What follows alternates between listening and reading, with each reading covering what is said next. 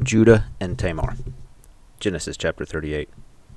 At that time Judah left his brothers and went down to stay with a man of Adullam named Hira. There Judah met the daughter of a Canaanite man named Shua. He married her and lay with her. She became pregnant and gave birth to a son, who was named Er.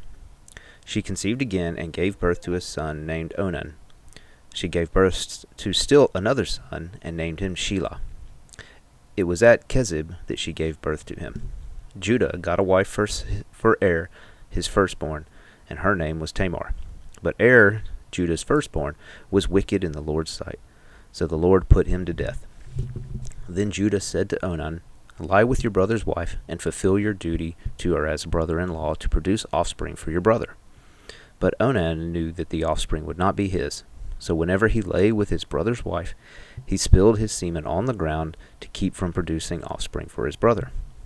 What he did was wicked in the Lord's sight, so he put him to death also. Judah then said to his daughter-in-law Tamar, "Live as a widow in your father's house until my son Shelah grows up." For he thought, he may die too, just like his brothers. So Tamar went to live in her father's house. After a long time, Judah's wife, the daughter of Shua, died. When Judah had recovered from his grief, he went up to Timnah to the men who were shearing his sheep, and his friend Hira the Adulamite went with him. When Tamar was told, "Your father-in-law is on his way to Timnah to shear his sheep," she took off her widow's clothes, covered herself with a veil to disguise herself, then sat down at the entrance to Enam, which is on the road to Timnah, for she saw that though Shelah had now grown up, she had not been given to him as his wife. When Judah saw her, he thought she was a prostitute, for she had covered her face. Not realizing that she was his daughter-in-law, he went over to her by the roadside and said, "Come now, let me sleep with you." "And what will you give me to sleep with you?" she asked. "I'll send you a young goat from my flock," she said. "Will you give me something as a pledge until you send it?" she asked. He said, "What pledge should I give you?" "Your seal and its cord, and the staff in your hand," she answered. So he gave them to her and slept with her, and she became pregnant by him. After she left, she took off her veil and put on her widow's clothes again. Meanwhile, Judah sent the young goat by his friend the Adulamite in order to get his pledge back from the woman, but he did not find her. He asked the men who lived there, "Where is the shrine prostitute who was beside the road in Enam?"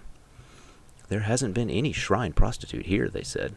So he went back to Judah and said, "I didn't find her. Besides, the men who lived there said there hasn't been any shrine prostitute here."